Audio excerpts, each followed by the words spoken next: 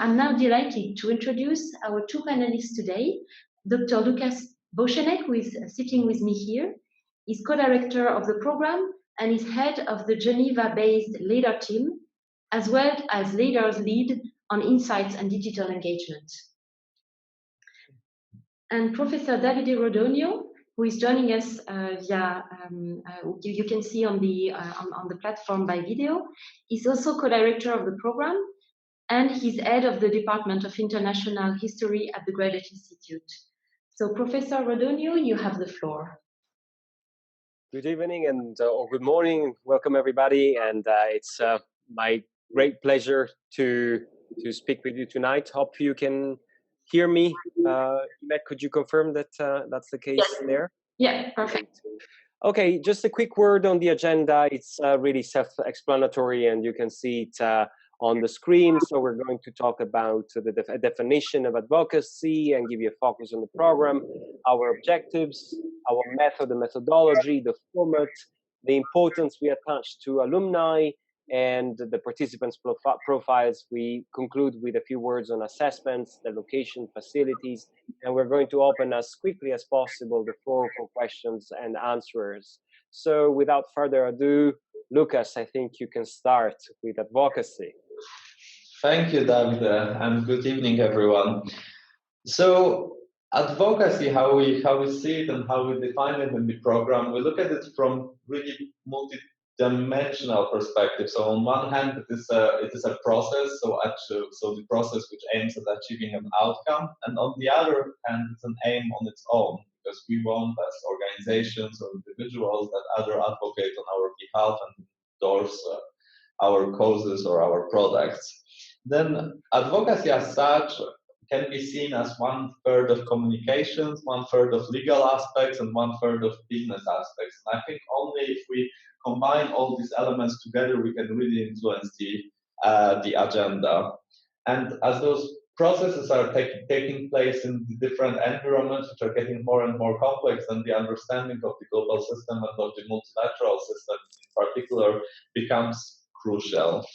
So if we look at just two definitions of which we coined for this program. So on one hand, advocacy is then a political process that is aimed at influencing public policy and or resource allocations decisions with political, economic, and social systems and or institutions by leveraging public opinion and direct stakeholder approach. As you can see, our definition of advocacy is pretty broad, and it can comprise different elements. It can comprise what would be called in some context public affairs in the corporate environments, then it comprises also lobbying, which can become a technique of advocacy, and also the classical advocacy for cause, which can also lead to the public diplomacy. So really we are looking at advocacy from this holistic perspective in order to cover all the facets of the term and making sure that the participants of the program come afterwards with a great understanding of different tools, but also different approaches. On the other hand, the advocacy is the desired outcome of public campaigning. So it is, in principle, it's a synonym of supportive behavior of the public, of the customers towards the either product, either company, either an organization, either the cause. So here we are saying that advocacy is a process that leads to the advocacy. So we are converting the public or the influencers into those who will advocate towards our cause afterwards. So from that perspective, advocacy comprises of a process that has to be strategically planned, and we are focusing in the course really on the strategy development and on the ways of developing the strategies for effective advocacy campaigns. It has to have a purpose or a cause. In that context, this purpose might be either from the corporate side related to the regulations, legislation, certain buyer behaviors, either on the more non-for-profit to have a certain behavioral change or to support towards political decisions. Then the advocacy has to be also realized with a clear desired outcome. In order to be able to measure and evaluate the progress of advocacy, we have to really be able to define the clear outcome. So what do we want to achieve? And that's what we see also is the reason of failure of multiple advocacy campaigns, that their outcomes are not clearly defined. Then, as we said, is 1/3 of communications, 1/3 of legal aspects, and 1/3 of business aspects. So the process has to include what we call hearts and minds. So it has to be, at one hand, really connecting with the public and with different types of target audiences, but it has to also based on the clear argumentation. Then the reasons for advocacy are different. It can be change of behavior, supporting of the cost concept, improvement of living conditions, changing of legislations, but also election. The electoral campaigns are the advocacy campaigns per se, where the desired outcome is pretty straightforward. It's about winning the election, and it's about donating, supporting, or purchasing. So how it looked before, it was really pretty straightforward. There was public sector that was doing public campaigning, so public sector being governments, IGOs, but also NGOs, agencies. There was private sector, which was companies, industry associations, federations, and individuals. And while the public sector was advocating towards, for example, education, behavioral change, financial support, the private sector was looking at the changes, keeping legislation, so what we would call traditionally the lobbying in public affairs. However, the contexts are changing. So while we still see that NGOs are working on raising awareness, influencing legislation, accessing funds, etc., governments are more looking at behavioral change, agenda setting, negotiations, and enforcement. The private sector is more about brand reputation, customer retention, employee engagement. But the techniques are changing, and the techniques are changing because private sector uses more and more techniques and strategies which are related to what would be called previously public campaigning, and public sector is using lobbying strategies in order to achieve its aims. So therefore, the advocacy becomes more and more complex, and understanding of those dynamics is really important. We cannot just look at one side of the coin. And quite often that private sector companies focus on really the private sector elements of it. But in order to be competitive and in order to make sure that they are taking the most out of their activities, they have to really look at the holistic approach. And same applies for the international organizations and non-governmental organizations. It is quite challenging now to access the funds and to raise the awareness or to influence the public opinion in this noisy environment. Therefore, they have to also look at the different strategies that were before more related to the private actors. So now I will pass again to Davide to get us through the objectives of the program. Yeah. And I will carry on by saying that in order precisely to do what we claim we want to do, we are going to develop this expert knowledge, and this expert knowledge will help you to deal with the processes, with the how and the why that Lucas mentioned before. We can offer at the Graduate Institute precisely these critical insights, and you will see that in the two modules, both our colleagues from LIDAR and the colleagues coming from the Graduate Institute or other institutions will provide these critical insights that are supposed to enhance your analytical skills. We are going to explore the advocacy initiatives and their diversity, their complexity, and this is something that we are going to do during the certificate in first and then in the second modules that we're going to on which we're going to elaborate in a second. But there is something more, because as you can see in this slide, we wish you to acquire these strategic communication skills, which are also about being effective when we deal with these complex situations and issues. And last but not least, it is important for us to provide you ways in which you one day will become able to influence key global issues. And the last point that I really want to raise is the importance we attach to building our network. This is the 6th year we run the program. We have got more than 60 graduates. Many of them are active today, either in the private sector, in the public sector, within international organizations, NGOs, civil society, and some of them became advocates, and they do advocacy. And I just and I turn the floor now to Lucas who will tell you more about teaching methods and speakers.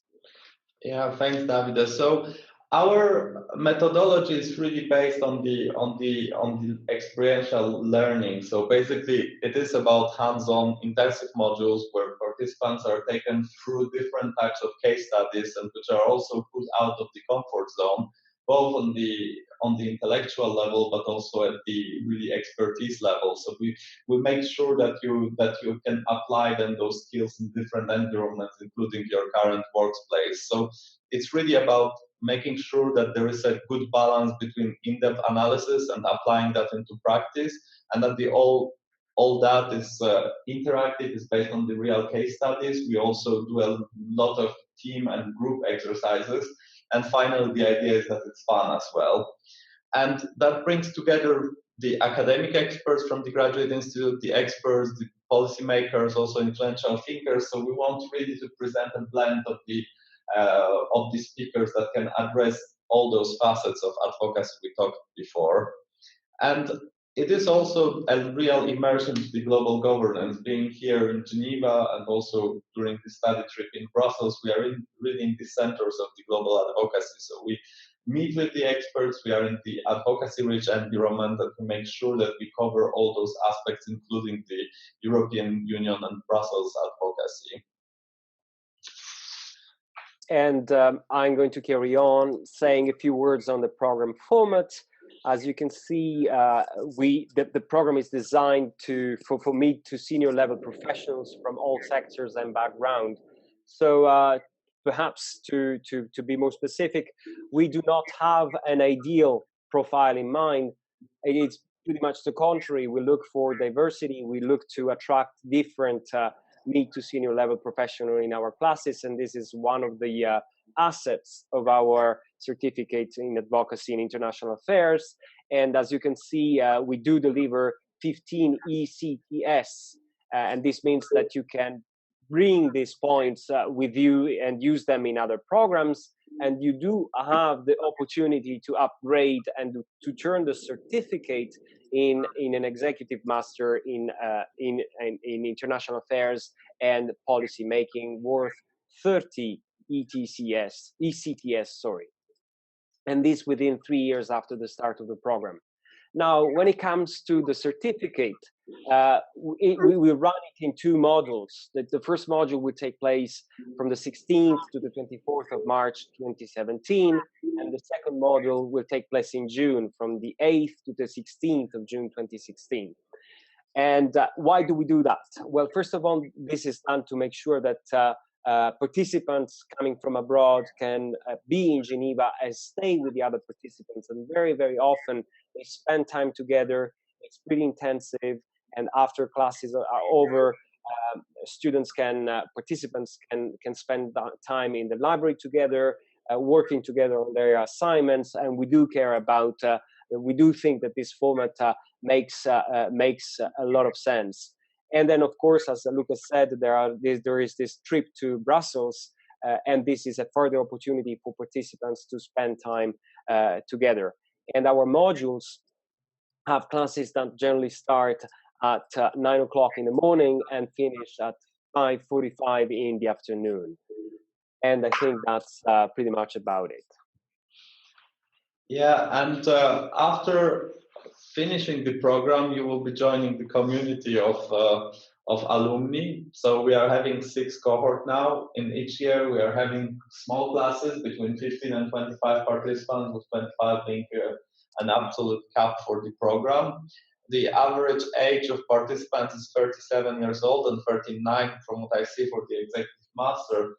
And that doesn't mean that there are only people in their late 30s in the program, because as we've mentioned a couple of times during this webinar, we are looking really for the diversity. So we like to have in the program high potentials, from being a little bit younger in their late 20s to the very experienced advocacy professionals in their 50s. And we really believe that this mix and this blend creates a unique learning environment where everyone is learning from each other. Then the Ideal Plus has 1/3 of participants from non-for-profit civil society, 1/3 from business and private sector, and 1/3 from the international organizations and governments. And that is also how the advocacy is dealt with in the multilateral system.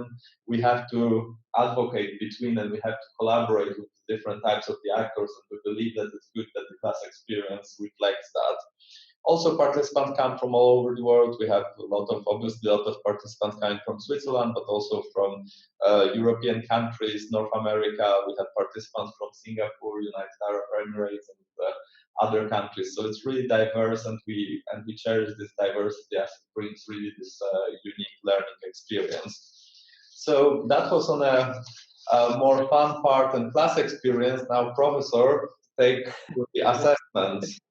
Yes, the most boring part. And of course, to gain a degree, some work must be done, and we expect you to work a little bit. We are aware that you are professionals, that you have your careers, you're taking time off, but at the same time, in order to get this diploma, you need to do some kind of work. And each module has some forms of evaluations. There would be analytical papers, individual papers, some learning by doing, as Lucas pointed out before. There would be a work on advocacy campaigns. There would be collective work, which means a lot to us, because very often you will have to negotiate, to find consensus, to defend your ideas, and to compromise. And there will be also a final assignment, which will encourage you to think about and elaborate advocacy campaign strategies.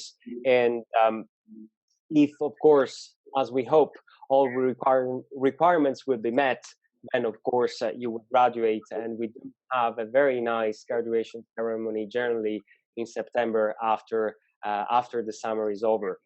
And I think that I turn the floor to Guillemette for a last slide. Yeah, more on the location and facilities. So our executive education department is located in a villa, the historic villa of the Graduate Institute called Villa Barton, which is exclusively dedicated to executive education programs. It's on the lakeside next to the WTO. There you will have a business center with computers dedicated for our participants, as well as breakout rooms. And you will have also accommodations available for our participants at a preferential rate, located right in front of the Villa Barton. So everything, you have the really perfect environment to dedicate time to your studies. It's a unique location. It's 100 meters from WTO, 200 meters from the WHO and the UN. So it's really at the heart where things are happening now in terms of international advocacy.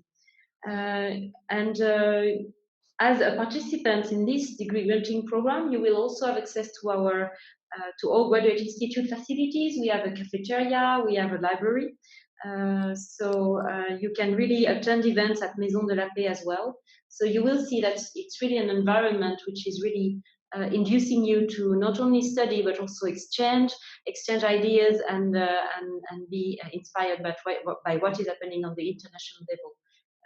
Here. So without further ado now, I'll turn the floor actually to you.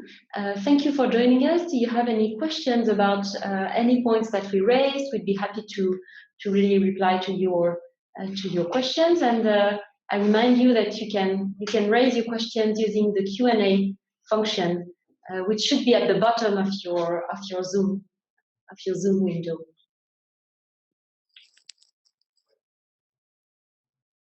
And I also put here a slide where you have the website address of the program to have more information, as well as my contact details. Maybe 2 points that I should mention while we are talking about logistical aspects. Applications are closing soon. We are accepting applications at the moment until the 24th of February. This is because the class is limited. We don't want to have a big group, as we mentioned.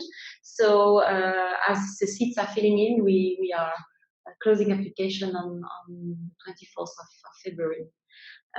And for those of you who would need a visa travel to Switzerland, I really encourage you to submit your application even really prior to the 24th of February. Depending on the authorities in your countries and the delays, it can take several weeks to get a visa appointment and get your visa. So I really encourage you to submit your application as soon as possible in the upcoming days to start the procedure. Do you have any questions? No, I don't see anyone typing at the moment.